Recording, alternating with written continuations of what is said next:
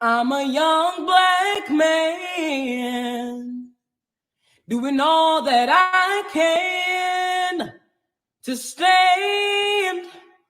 Oh, but when I look around and I see what's being done to my kind every day, I'm being hunted as prey.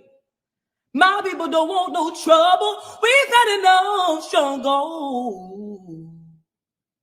I just wanna live. God protect me. I just wanna live. I just wanna live. Well, what do you say to that? But good morning, America. Good morning. Good morning. They just want to live. We just want to live. We just want to live. But, of course, that was for a song that was written. I think he was on America Got Talent or one of those finalists. And it went viral. Mm-hmm. And, he said he just... I think it's Little Big Kids. Little Big Kids. Or something. Yeah, Little Big Kids. He just Mm-hmm. opened his mouth and it just started coming out. The song just started coming out. And he is speaking not only for himself, but so many young Black men that are out here and older as well. But this is from a heart of a child. That's right. That's right. When I saw that video, the first thing that came to my mind was my sons. Mm-hmm. I have 5 sons. Mm-hmm. Mm-hmm. Conversations that we have with our sons, Cassandra, that we should not have to have with our sons. You have 2. Right. And future son-in-laws that we have to wonder if when they leave, will they be safe? Right. When they leave and they're driving a car and they have a tail light out, will that end in their murder? Right. Right. And so these are some of the issues that we're discussing in America right now. And we've come to a boiling point in our country where at this point, silence is violence is one of the things that if you're acting like it's happening around you and you don't see it, or you're indifferent to it, or somehow you can just move on, you're part of the problem at this point. Right. And Placid, I just want to speak 1 minute from the heart of a mother. A friend of mine's posted something. Her son lives in LA. Mm-hmm. She posted how important it was, for her son to be protected. But she posted how she can't get to her son, but she know God can. She know God can protect him and cover him. So then afterwards, he posted a picture of himself finishing a run, a 5-mile run in LA. And I noticed what she said at the bottom of his post: please get in the house. Please get in the house. Wow. Yeah. Wow. Yeah. So in honor of George Floyd, Breonna Taylor, Ahmaud Arbery, Christian Cooper, and many more. Christian Cooper, thank God, is still with us, but still had to endure ridiculousness. Right. That he should never have to endure. So we want to dedicate this show to the men and women who have given their life for a cause. Justice in America should not have come to this. That's it. But it has. It has.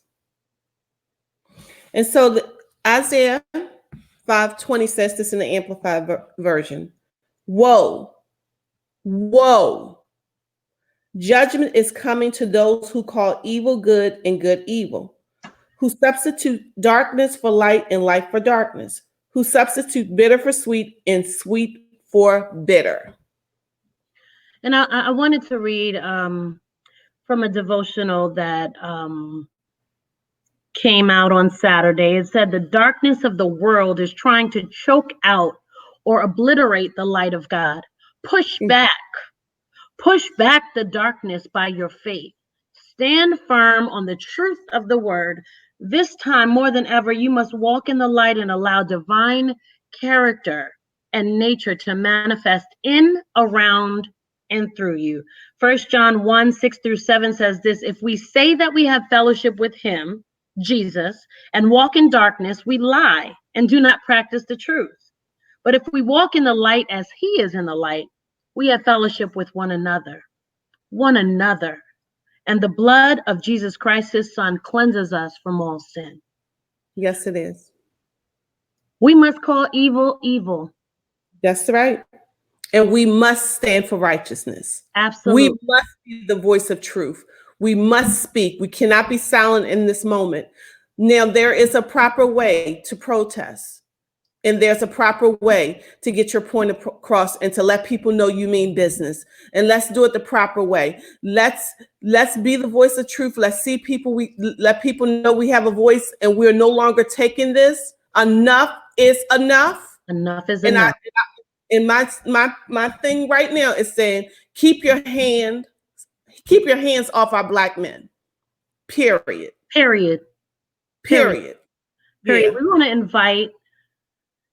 We want to invite a beautiful woman who is fierce. She's a chain breaker, devil slayer. Listen, she's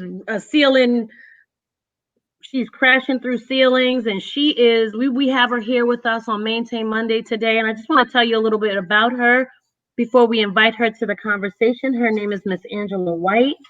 She is an influencer. And whereas many influencers and icons in Hollywood seek to gain a greater following nationwide, her purpose is so much bigger. For film producer, author, and motivational speaker Angela White, it's not about lights and cameras. It's about the legacy she will leave to her ears and those who will come behind her in the entertainment industry. She's been featured on countless media outlets and in the entertainment world. In addition, go ahead.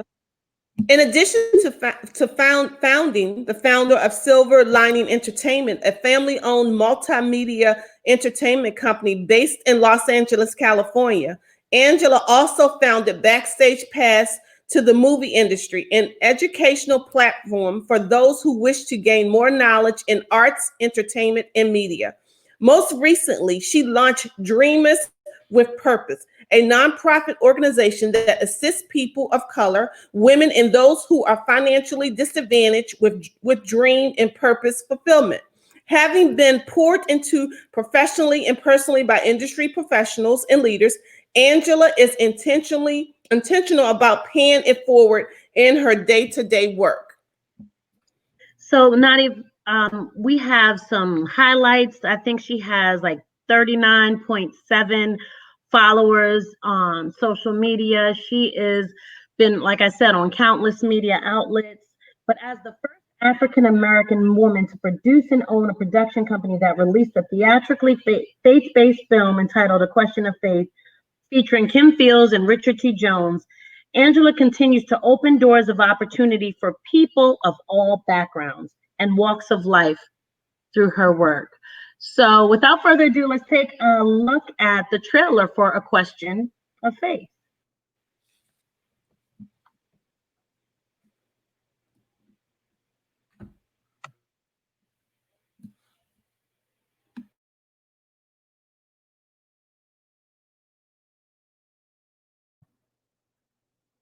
Okay, we waiting for the trailer to come on up. Maybe we...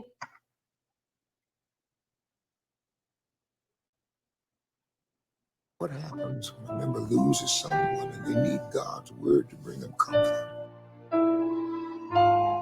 Who's going to give it to them? You?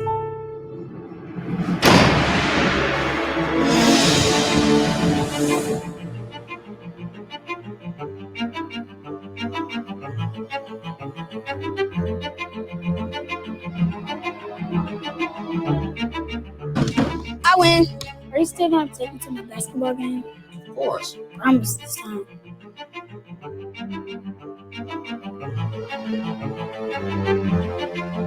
My daughter's about to sign her first need you to record it, man. Let's just do it once more, okay, everybody? Dad, we've rehearsed it 3 times. Just do it for me. Okay, once more, everybody. Thank you.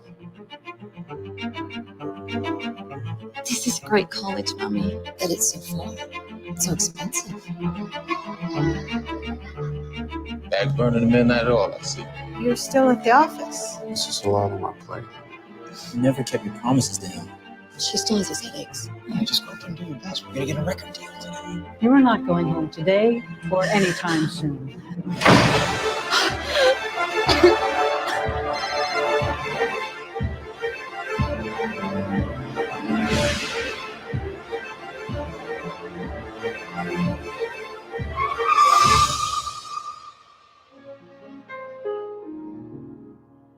Tragedies are commonplace.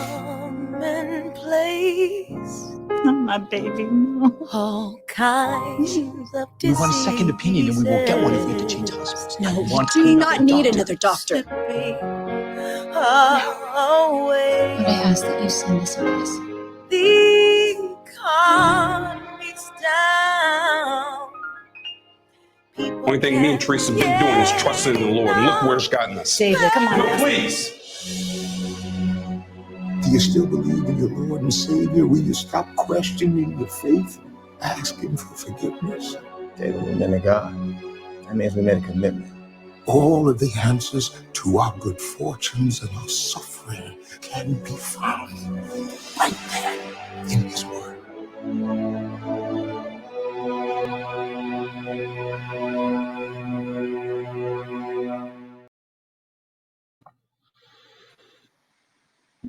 Wow. Yeah. Hi, Angela. Welcome to the show. Thank you, Cassandra. Welcome to Maintain Monday. Thank you. That trailer is so powerful. And Thank you. You did an amazing job. And I remember when I first saw the trailer, I was at a conference and they were screening A Question of Faith. Were we there together, Cassandra? I think we were at the conference together. But which conference? It was God's Glamorous Girls, I believe. Oh, yes. God's Glamorous Girls. And who knew then what we would be dealing with now? Because in the movie, you deal with the issue of racism. Absolutely. And it's like, for such a time as this, even who knew that we would be here when we planned this interview months ago, right? Yep. But who better to speak to all that's going on? You're right in the thick of it. You're in Los Angeles. Talk to us. Absolutely. You know, when we did this movie almost 3 years ago now, racism was prevalent then.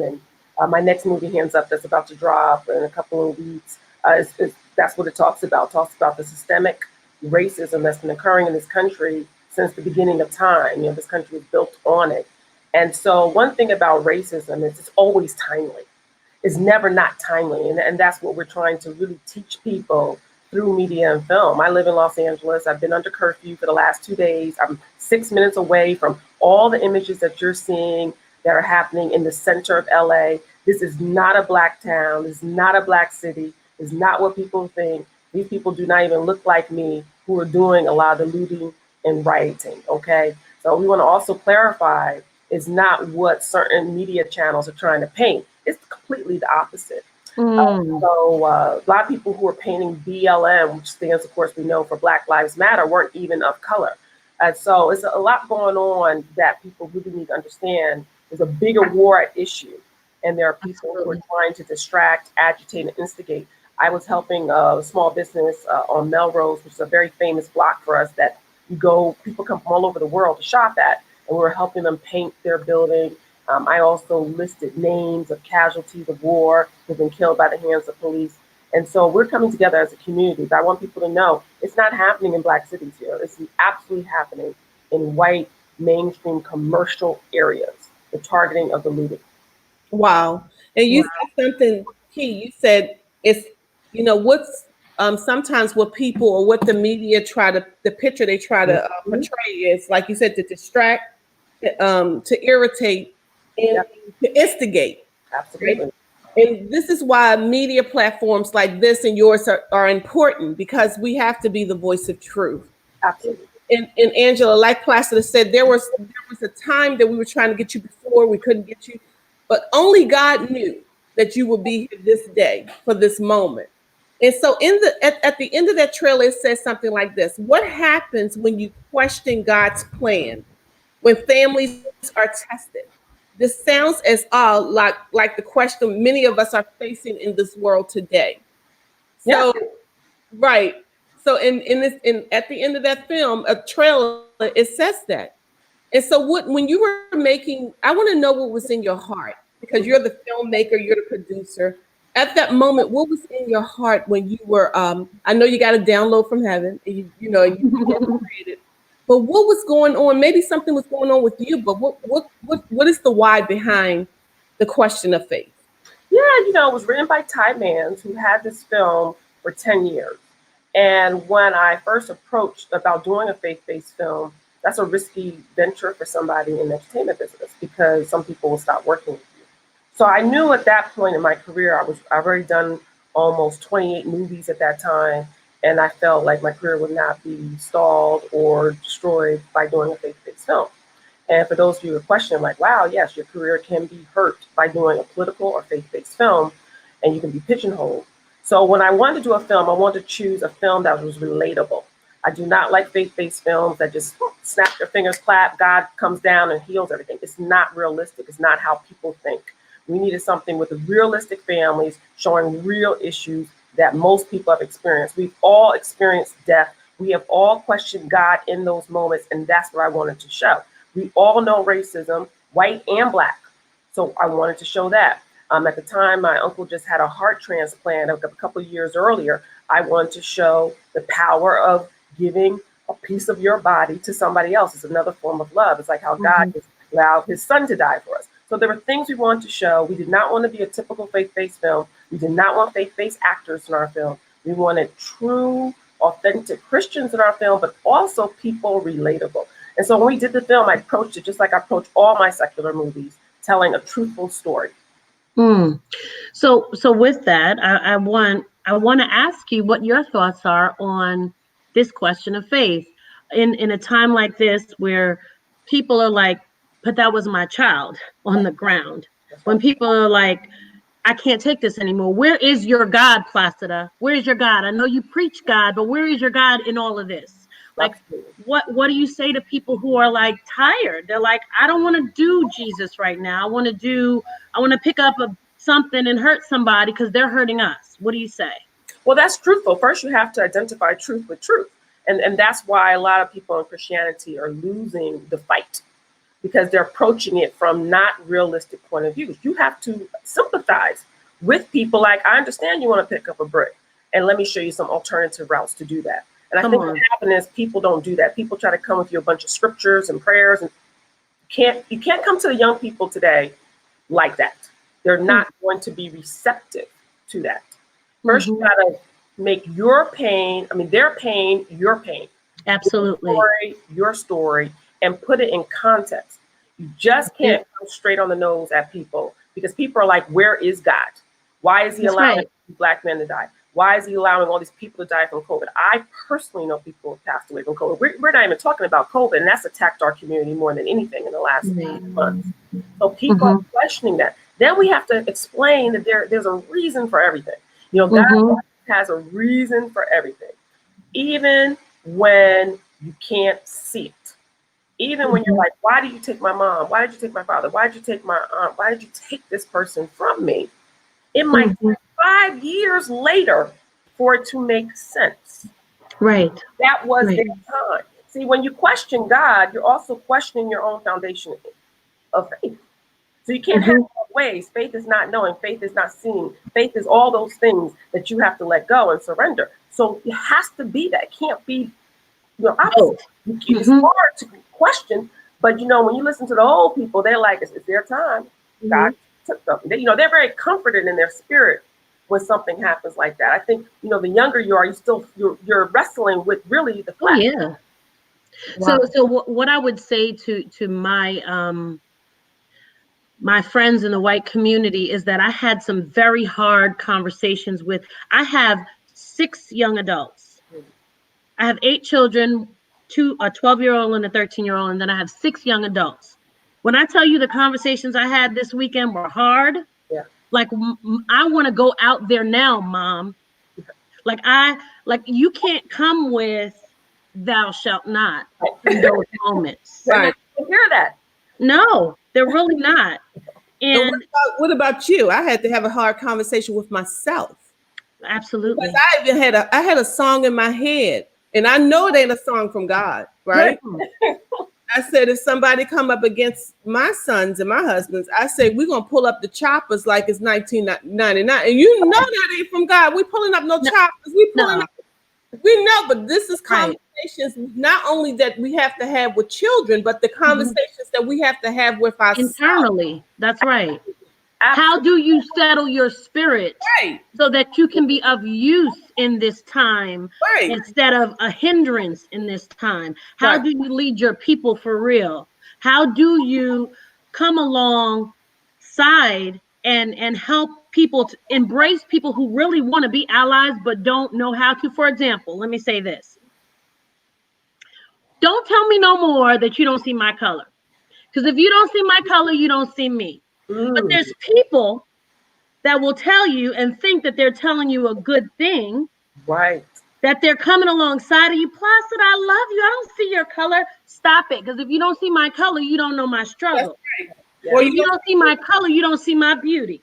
If you don't see my color, you don't understand what I'm going through on a day-to-day basis just to make it all come out and make sense at the end. I need you to see my color. I need empathy. Let's start with empathy. Yes. Can we have that conversation? Yes. Let's start with empathy. Absolutely.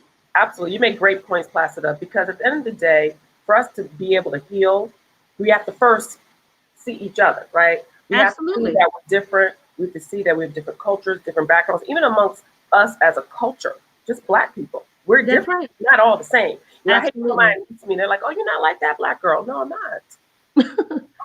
You know, we're different. Stop putting it all into a box. You know, monolithic, you know?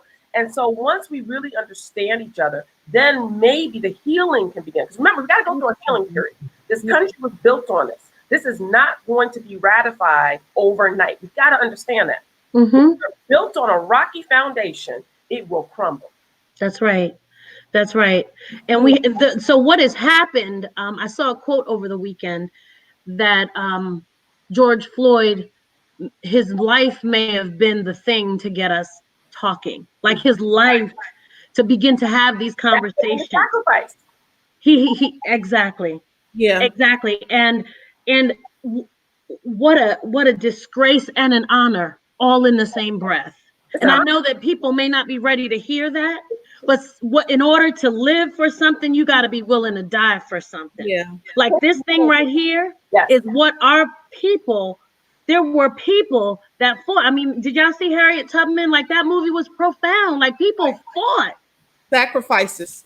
Yeah. And that's why they even talk about, as far as the children with education, our young children, how they need to value an education more, because we have people. I remember my mom actually went to a school where it was only Blacks could go. And of course, they have all the, and that was in the South, and that wasn't even a long time ago, right? But this is what I'm saying. We want our younger children not only to see the bad part of this, but also be grateful that we are far beyond.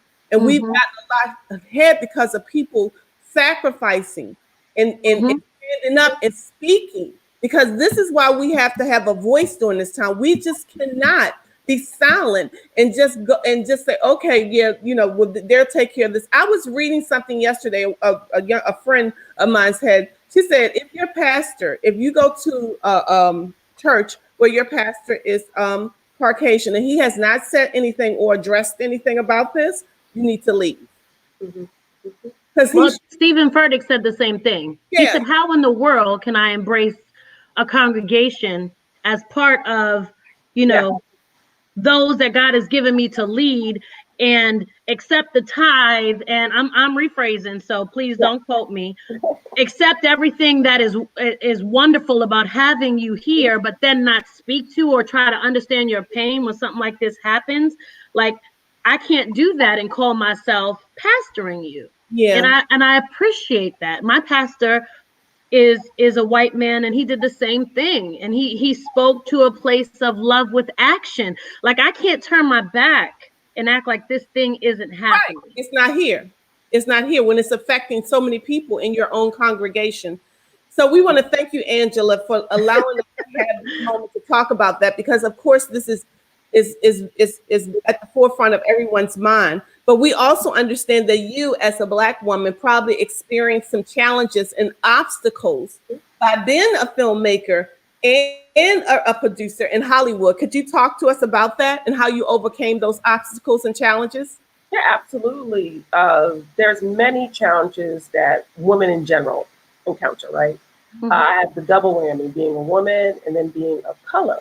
And when I was coming up in the industry in the 90s, I did not see really many people who looked like me in the entertainment business unless they were a secretary at the time. The term secretary was used, now it's executive assistant. And so I knew I had to get an education to try to at least level the playing field.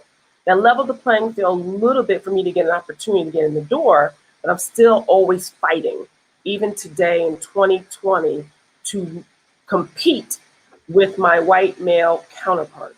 You know, we're paid lower, our opportunities are less. We have to prove ourselves more. You know, I have 3 degrees, been doing this in the business for over 20 years, been out of law school 25 years, okay? So there's nothing young about me. I've already been there, seen that, done it. Not many things I haven't done or experienced. And so when I still have to fight in 2020 to even get the same type of check. Now people are saying, what do you mean by check? As a producer, we get paid a check. We get paid a check when we're on work for hire. We get paid a check as a production company. And historically and now, Black-owned production companies make systematically less than white-owned production companies. There's a reason why Tyler Perry's like, forget all this, I'm doing it my way. I'm going to put together my own funding and I'm going to control it. And that's really the way it's going to have to go for a lot of us, because if not, we won't have a proper seat at the table, not a true seat at the table. And so for me to be one of like 6 Black-owned women production companies with deals out there, and there's only like 6 of us, that's ridiculous. That's absolutely ridiculous. So, you know, a lot of it comes from support, though. Can we stop and applaud that for 1 minute? Can we? Because we are so proud of you. And part of the reason we wanted to have you on the show is because you represent hope. And in this season, that's what people need. They need to understand that you can walk in your area of influence and actually prosper. And so we are so proud of you. And I didn't want to interrupt you, but I can't skip past that. That's phenomenal. And it's still a battle every day, Placido. This is not easy. And a lot of it has to come from, we need more community support. What does that mean? When we have movies in the theaters, you have to support them. If you complain about you don't like the content, the only way you change is with your dollar. This business is based off dollars, advertising dollars, and who's streaming at this point. Right now, no theaters are open really, right? So you got to, now it's all about streaming numbers. Are you streaming our projects? Are you looking at our content? Are you supporting? If not, you will not see our content. I'm telling you. This is the way it works. This business is built on money. That's right. And people forget that. They're like, oh, you know, when Marshall came out, it was so powerful, it was so great, but it tanked financially. So do you think you're going to see another Marshall anytime soon? Come on now, people. This is what we need. We need support. And what happens sometimes, we don't feel like we're getting support from our own community. And I don't think we understand the power of the dollar. Like Black Panther, we got it, right? We got that. We got to do the Black Panther every single time. Absolutely. Yeah. So can I ask you a question about that support piece? Because we all know that there's a root of why you don't get the support. And I want you to tell us, what are some reasons or things that you have experienced? Because even, you know, we're not in Hollywood yet with this. We're not on a major network yet, but this is the thing. We've been doing this for 5 years. So we've been consistent. We're building and it's getting better. So one of the things that we notice, Angela, is the lack of support. And I'm going to say it, sometimes in our own circle. That's right. That's right. In our own circle. Mm-hmm. Let me tell you something, ladies. The first job I got in Hollywood was a white woman who did not look like me. She's given me like 7 jobs. I tried, when I moved to LA from New Jersey in 2000, I've been here 20 years, I tried to get a job with people who look like me. They refused. They wanted my credentials 10 times more than average. Oh, well, you don't know this person, that person. Okay, I tried. Almost 90% of my opportunities, even my investors, do not look like me. I don't understand it. And I tell people this all the time. Everybody's like, oh, I wish I invested in Black Panther. I would have made money, but you wouldn't have. If Ryan Coogler would have sat down with you before that movie and pitched you that idea, you wouldn't have. And stopped the line. Because I've done it. I pitched my project to so many Black investors who did not back us. But then you get it as a hit. And then you're like, oh, I wish I would have jumped in. You wish you could have, you should have. You got to believe in it, sight unseen. Come on now. That's what you have to do. And I want us to have a seat at the table. You have to understand, this is a multi-billion-dollar industry. Not only person Black really who has 2 people who have a true seat at the table is Oprah and Tyler Perry. This is powerful. Black Panther, as much money as that made, everybody of color who starred in it, wrote it, produced it, directed, saw maybe 1% of the sales. So let that sit with you. Wow. So people are profiting off our stories. They're profiting off of our content. Off our culture. Yes, culture. Say it. And you sitting at home talking about, oh, I wish I could have got involved, but you wouldn't have. That's right. And so I think it's a little bit of crabs in a barrel. A lot of this is slave mentality. A lot of this is, I wish I could have done it and I didn't do it. So now you've done it and you're like, oh man, I wish it could have been me. A lot of this is fear. You know, a lot of people want to do this, but they're scared to do it. Like you ladies have stepped out on faith and done your own show. It starts at home. It will build to something bigger. And that's how it starts. A lot of people are envious and jealous of that. And I don't know why. And that's why we have to change our mindset and understand there's power in numbers. There's power in the support, because it shouldn't always be a different ethnicity building our own culture. That is so true. And I mean, I want to ask the question, how? Because how do we change our mindsets? Because I'm going to be honest with you. I wonder, I put invitations and information out about the things that we are doing, and my own family doesn't show up sometimes. And I mean, they could get mad if they want to, but I'm being honest. Like, I'm wondering, what is it? Why is this slave mentality in so deep? But yeah, that's what it is. I'm sorry. This is for the world to see. I believe that we have to bring things into the light if they're ever going to change. Yes. And you have to be willing to be the one that people say, no, she didn't say that. Or are you serious? Like, y'all can say what you want to say, because to be honest, for God I live and for God I die. So I am saying what I think we need to be, the conversations we need to be having. It is that we need our allies to stand with us. We do need you to continue to invest, but not just profit off of our culture. Put some money back into our culture and help us to create systems that are going to help us to prosper, so that we have a legacy to leave behind for our children, as my sister said in her bio. So we need that, and we also need our culture to check us their mindset and be reaching towards things that uplift and empower, which is why we stand as the voice of truth. That's what Elevation Global Media Group is about, the voice of truth. We're going to tell you the truth, whether you need to leave the room because now you can't deal with it or not. We're going to still tell you the truth. That's it. Sorry. Well, I applaud you ladies for even doing this platform. This is important. And it's a conversation that is happening. It happens behind a lot of closed doors. I think, though, for some reason, we think there's only enough room or spots for a few people. That's it, Angela. And then we think if we help you, Black mentality, it's taking our spots away. Let me tell you something. I started my school, Backstage Pass, in the movie industry, because I'm helping a whole lot of people.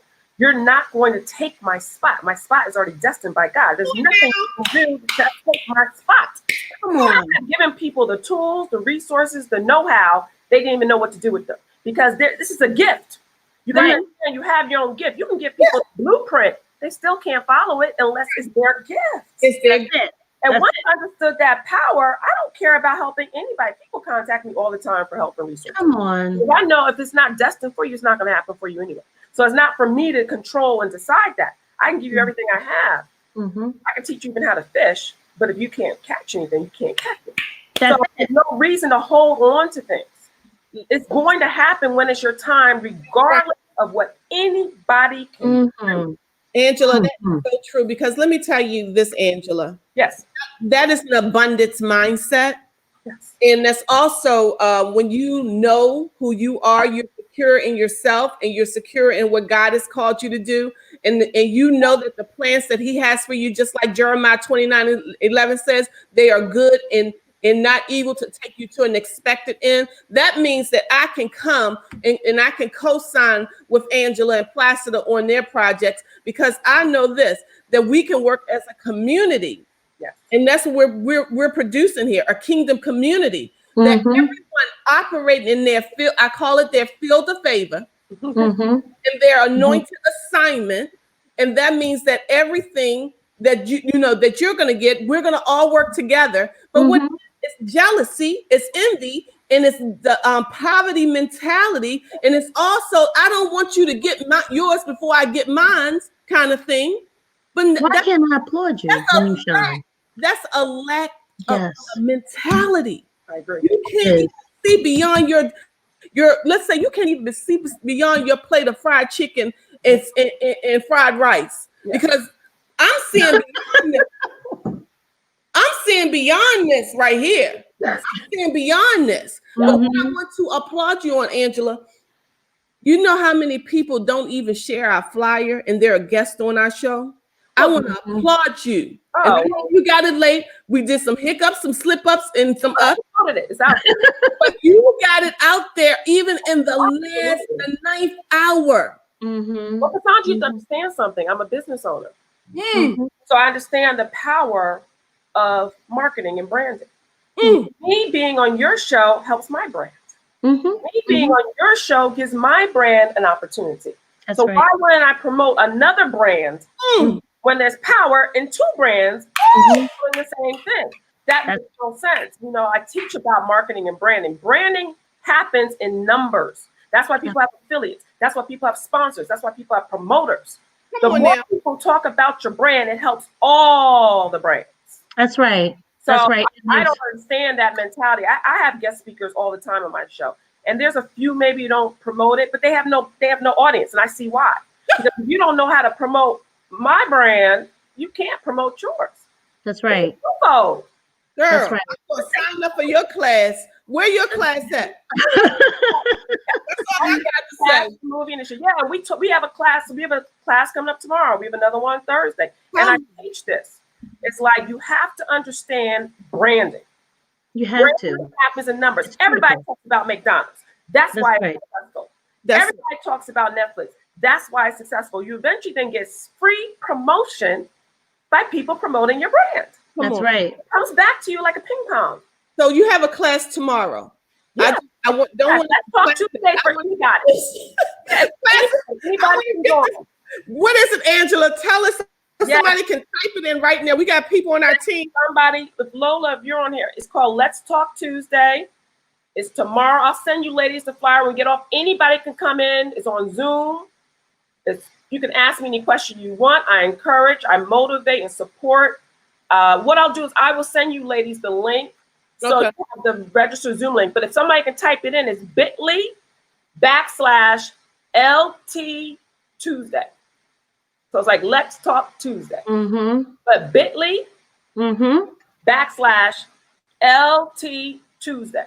And you can register for free. It's for everybody. And this is what we do. We the community, because a lot of times people don't understand how this works. So for example, a lot of my students in Backstage Pass Academy, which is a membership arm of the school, they now do films together. They now write together. They now collaborate. That's right. Collaboration is it. You can't. What can you do by yourself? Yeah, you can't do it by yourself. Let's pause on that. That's a Selah moment. Like, you can't do it by yourself. Why are you trying? Right. Why? When God is a God of relationship, when He's given you the gift of each other, He's saying, Placido, you don't have it all. Cassandra, you don't have it all. Angela, you don't have it all. Here, I'm going to give you some people to include your spouse and significant others and the people that he's put on the front row in your life. Why do we need to compete against each other? It's silly. You can shine. Let's shine. I want everybody to look at the screen right now. I want to see 3 shining examples of Black womanhood. Beautiful. We're very different. We all shine. Thank you, Jesus. Thank you. So why not? I want to support everything you do, Angela. I'm grateful to Lola because that's my girl too. And that's the power of collaboration. Is that we had mutual relationships, and she brought us all together. Relationships is the key to success. Okay, people gotta understand it. Talk on that, Angela, a little bit. Come on. Have no qualifications and be the head of the table. That's it. And people wonder, how did you get there? I've done everything by the book. I've done everything right. And favor goes a long way too, though. But I've done everything right. Well, you didn't have the right relationships. Woo! Who do you know? Who are you really in friendship with? Who are you really in commune with? Because the key relationships will open the doors and not care about the qualifications. Come on. Very, very important. So like Lola, I've known Lola now for a few years. And then she's been a part of my school for 2 years. And this is a relationship. I, at the time, my publicity team, for example, books all my interviews. I knew if you guys would have come to them, they would have knocked you down just off of their type of criteria. I said, Lola came to me, she said, I want you to help, do something for my friends. They're trying to start something. Would you even entertain us? Absolutely, I entertain everybody. But that's the relationship. I said, Lola, just send them my way and we do it in-house. That's relationship. Other people will block it for other reasons because they have their own little criteria. And so when you have the right relationship, you can get to anybody because I do interviews with anybody. There's no criteria for me. I understand the power of getting your name out there, doing the word, and also helping encouraging other people through other platforms. People got to understand favor goes a long way and relationships are key. Not kind of need it, they're key. They're key. But at some point, you're going to need that banker relationship to really approve that loan that you normally might not have qualified for. Okay. You teaching. Confirmation. You need that relationship with the right attorney to help make that deal because you might not have had the proper retainer amount to get them, but you got a deal on the table. And you're like, Dad, I've done this for myself. I used to be a practicing attorney for years. I used to do deals sometimes for people for $5. I knew they didn't have the funds at the time, but I knew the power of where they will be. They remembered it 5 years later that I represented them on a deal when they didn't have money. And they said, what do I need now? How can I help you now? You got to understand this because when you have the proper relationships, you can be broke, but rich in wealth and knowledge. So you got to understand that. Come on now. Relationships are the new currency. Yes, they are the new currency. Because as this pandemic just showed us, you can have a whole lot one day and lose it the next. But you won't lose your relationships if they were quality, right?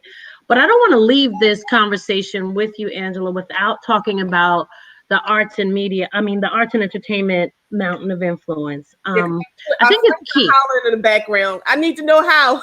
We have some producer friends. They need to know. So go ahead, Pastor. I'm glad you. Yeah, this is so good. Well, here's the thing. There's 2 parts of this because not only are you walking fully in your assignment that you were given, but you're also walking in that assignment as a woman of God. Yeah. And that's different. Some people say, "Oh, I'm in my purpose," but they don't know who Christ is, or they have shut down who Christ is because it's more comfortable that way. So you're walking in it, and you have a lot of, I'm going to say, the characteristics of Christ because it comes out your mouth. You can't even help yourself, Angela. Like this thing about relationship, this thing about sharing your wealth, this thing about just giving everybody a chance, this thing about talking to the least of them, this thing about truth. That's Christ's character. And how is it that you have managed to because you said you've been in this thing for a minute. Right. How have you maintained, and what do you say to those coming behind you who know that this is where my area of influence is. Like my daughter, who's almost scared of it because she's like, if I go that way, I don't want it to change me. Mm. You know what comes down to? Foundation. Yep. Foundation. No matter what happened in Hollywood, I'm from New Jersey. I got 2 parents that keep me in check. And I'm in my late 40s. It's foundation. You got to understand something like if you don't have the foundation, no matter where you go, it don't have to be Hollywood. It could be Atlanta, Georgia. It could be Oregon. You still gonna act cool. So you have to know yourself and understand who you surround yourself with. People always say, oh, if you go to Hollywood, you're gonna turn to the devil. No, I selected my family out here carefully. And I had a little street smart of growing up in the East Coast, where I knew everybody wasn't my friend just because they smiled in my face. So right. You have some real foundation. You need people around you that are also going to check you and say, you're getting a little too far off. I don't know who you think you are. Bring it back. That's she'll do that in a heartbeat. Bring it back down. I don't care what you do in LA. You're my daughter here. And so I think with your daughter, she doesn't understand she still has her loving family at home. She has her faith. She needs to surround herself around good people and not get lost. Sometimes people get lost for the fame and forget the fortune. The true fortune is having a body of people that love you and that you have a legacy to pass on. That's it. Fame is temporary. Fame leads to depression and suicide. Fame leads to no loneliness. Fame is a disease, and people really don't understand that. Because if you really look at famous people carefully, introduce me to one that's happy. Right. Wow. You know what, Angela, that's so good. And you said foundation. That foundation is so key because that word is just, God has just brought that word to the forefront of my mind for building whatever I'm building now. And he gave me the example of the rivers that ran to the Garden of Eden. It was 2 rivers that were deep enough and wide enough to take the flood. If they were deep enough and wide enough. And that's what he keeps telling. He said, make sure when you are build it deep enough and wide enough to handle the flood. But like that foundation piece is so important. And that's why it's important that we continue to train up our children. Yes. In the way they should go. It's important to get old. They will not depart from it. They will not depart from it. So we have a video that we wanted to end with, but before we end, I want to give folks an opportunity to know how to get in touch with you. And I also want us to leave our audience with one of the things we talk about on this show, Angela, is how do we maintain in this environment? So in this environment of protest, of civil unrest, of, what would you say to the people who are watching? How do you maintain in this season? I think in this season, first you have to be devout with your faith in the sense of understanding your space, right? Understanding meaning the space. A lot of people can't touch each other. A lot of people feel lonely for a lot of different reasons. So you really have to be one with God. You have to be more in prayer now than ever, just to understand the art of true intimacy with Him, right? Where nobody can be around. Then you have to still be connected with people in a way that's different virtually. It's a virtual connection.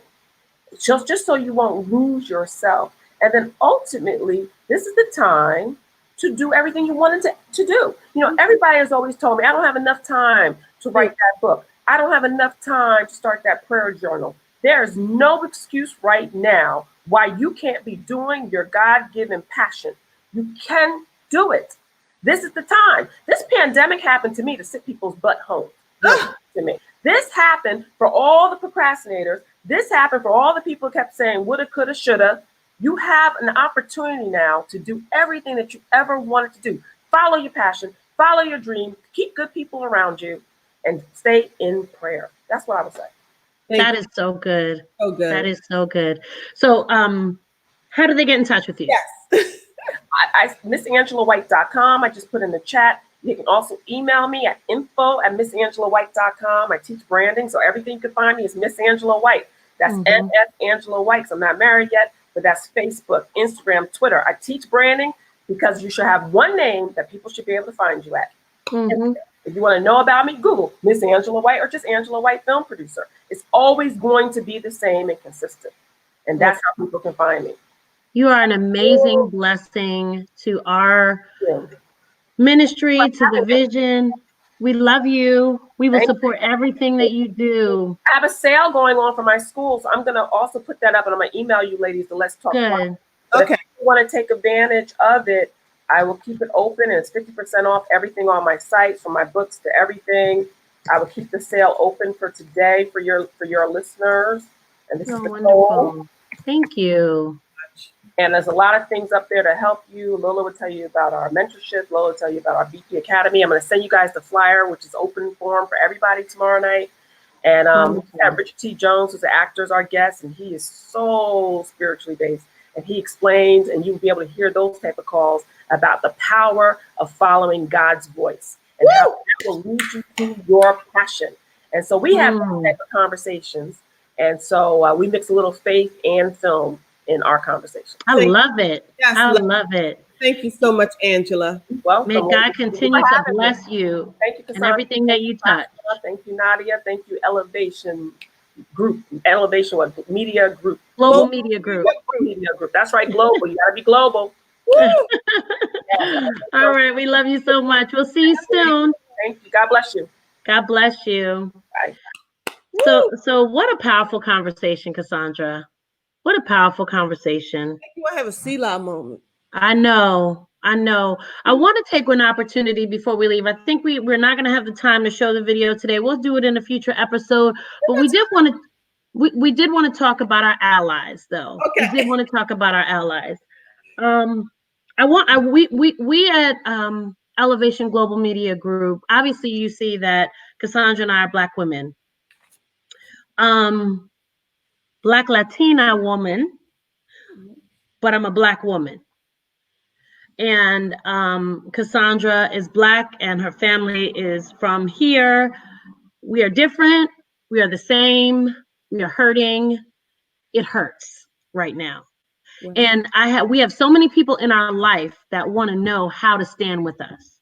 So we wanted to give you just a couple of ways just to say, this is how you stand with the people you love, because they're your sisters, they're your in-laws, they're your mother in some case, they're your daughter or son in another case.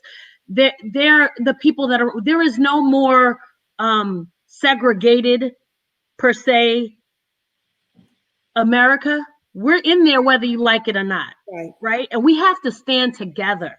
Yes. That's the only thing that's going to take us out of this place of dysfunction. Yeah. I say disgust. I don't know what other word you want to put on it, Cassandra. But it's a terrible space that we find ourselves in. Confusion. Fear. One of the things I said earlier, fear. Yes. And so Dr. Martin Luther King had a quote, and he said, hate can't quench hate. Only love can do that. Right. And I really want us to know that in this season, it is so important for you not to be silent. Those people who are white, who are Asian, who are Latino, who may be able to easily disconnect and pivot to the side and say, that's sad, but it doesn't really impact me. Well, it does. It does. Because if you're not a part of the solution, you're a part of the problem. Please don't be silent. Find a way to find your area of influence. And it's going to be different for everyone. Nadia, you can begin to bring up those pictures. There were some cops, police officers, and police in Miami-Dade County. And they were out with the protesters. The protesters said, walk with us. And you know what they did? They walked with them. Walk with us. That's it. They stood, they kneeled in a position of honor for those who were protesting. They didn't hit them. They didn't tase them. They didn't shoot tear gas. And in one case, an arrow into the crowd. They stood with the people that were in pain. And the people in pain are of all different hues. This is hurting white people as much as it's hurting, well, maybe not as much because it's hurting differently, but it is hurting many white people in this season. We cannot allow this to divide our country. That's right. That's right. That is not what God would want. That's right. The man action. That's the man action. And like you already said, Placer, that area of influence, your field of favor, your giftedness, walk in purpose, your anointed assignment, because whatever gift or however God can use you in this moment, now is not the time to be silent. Speak up. If you got to sit down and have conversations with people that don't understand, or even stand, because there are some conversations that you may have where people say, I can't stand white people right now. But you, as a person that says not all, let me stand up. It's not all, but you can be that person that can say, hey, let's not look at a whole race, but let's just keep it as the individual that performed it, that has done this crime, because that's what it is, that has done this crime. So I want you guys to be open. I want you to have the conversations. I want you to question. If you have a question, ask the question. Because no question is dumb, but it's the thing is that you cannot bottle it in. Because what I realized, Placer, is that when we hold things in, that's when that's when we get a reaction and not a response. That's right. That's right. That is so good, Cassandra. There's one more photo that I want to bring up, and I think that it embraces what we really need in this moment. There was a group of women, white women mostly, in Louisville. They bound themselves arm in arm in front of the Black protesters so that the police could not get to them. They basically said, over my dead body will another person of color be hurt, be harmed. That is so powerful. Yeah. That's so powerful that those women stood that way. And to me, that's love in action. That's love in action. Yes, it is. Romans 12:9-10 says this. It says, love must be sincere. Hate what is evil. Cling to what is good. Yeah. Yeah. Be devoted to one another in love. Honor one another above yourselves.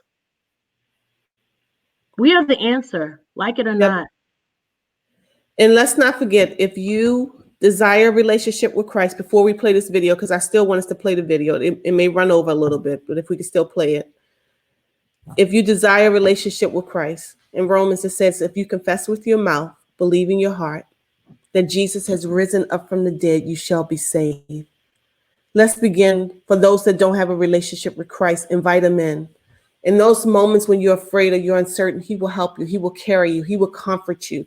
He will speak to you. So let's invite him in. And when he comes in, he stays in. He's there. He's there. So let's begin to do that. And let's play this video. We want you guys to see it. Stay to see this video. Stay to see it. We love you. Love you. See you next Monday. Until then, maintain.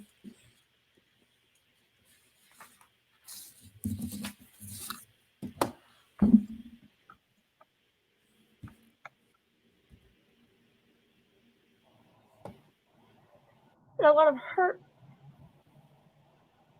and confusion, and my heart is just beating so fast because I feel like no matter what is said, my arms are shaking. No matter what is said, someone will be hurt.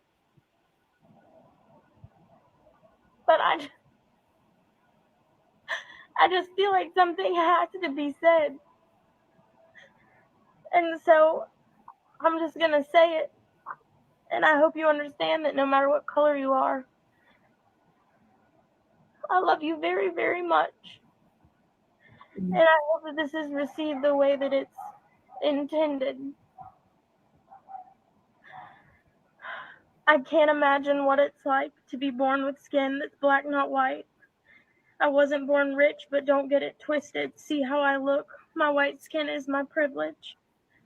I don't get watched when I go to the mall. If I get stopped for a ticket, it doesn't end in a brawl. I don't know what it's like to go out for snacks and end up lying dead on my back. My car's never been watched or followed around. My kids don't play in parks and then get gunned down. I don't know anyone murdered for selling cigs or CDs. I've never been choked out or shot at by corrupt men in PDs. So I won't pretend to know how you feel, but I have something to say that's true and that's real. And that's that I'm sorry for how we've behaved, starting the very moment that you were enslaved. Since we came in our boats and shackled your hands and shipped you back here to work on our land. I'm sorry for scars you bore then and bear now because of wounds we have caused or allowed. To Black women, I'm sorry we've made you a commodity, using your bodies in secret like a back alley hobby. I'm sorry your kids watched while you were mistreated. I'm sorry your husbands have been broken and beaten. To Black children, I'm sorry that we've made you believe that you are worth less and you couldn't achieve the same heights as the white kids that are in the same class because you are so smart and you are not trash. To Black men, I weep because my heart breaks for you. The mass has been judged for the acts of a few. You've done the best with the hand you've been given. White people, don't leave, don't exit out. Please just listen. I know it's uncomfortable, but you must hear me out. This really is something that we must talk about. I know the history. Don't say it's not true. The past doesn't disappear when it's offensive to you. White Americans would say we're not all the same. Don't lump us together. I have my own name, and that's true. I get it. Not everyone is. But to say race isn't an issue perpetuates myth. To you, I would say that Blacks aren't either. Please open your eyes and be a perceiver. Because if you would just look and be honest right now, you'd see that their mistreatment is what we've allowed. We act like they're poor and less than and gross. We make fun of their hair and their skin and their clothes. We reject them as people, but their culture we keep, like their music and dance moves, their style and weaves. Don't blame the media or call me mean names. Don't act like what I say is just for internet fame. This stuff is fact. Blacks have been oppressed. Cop manage every day to disarm white guys without death. Just being shady shouldn't cost men their lives. Who are doing all they knew to provide for their wives. And this is where you say not all cops are bad. If you've not exited out, I know you're boiling mad. But that logic won't stop me, and I will not be hushed.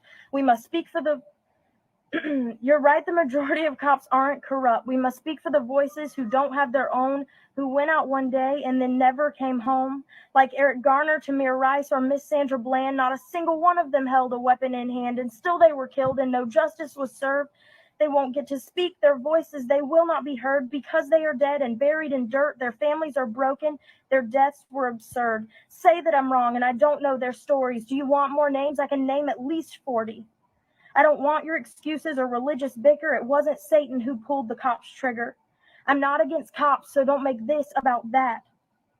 These aren't opinions. These are black and white facts. This isn't about black men or white women or cops. It's about senseless behavior that on all sides must stop. Whites aren't all racist and blacks aren't all thugs. All our lives matter. We were all bought with love. To move forward from here, we all need to change behavior accepted and futures rearranged. Stop blaming them like their deaths were deserved. We all deserve death, but our lives were preserved by Christ's work on the cross. He paid for our sins so we don't have to make mistakes again and again. Don't scream and don't fight. Start walking in love. Take the masks off your eyes and remove your kid gloves. We can't change the past, but we can change what's ahead. We can change who we are so less people are dead. With accountability for our actions and a voice for our cause, we can form new statutes and create new laws. We can set things in motion and have tough conversations. We can change the future for the rest of our nation. It only takes one person to stand up and say, I won't stand for this. This is not the way. I'm not sorry for this. This is how it must be. I will be changed. Change starts with me.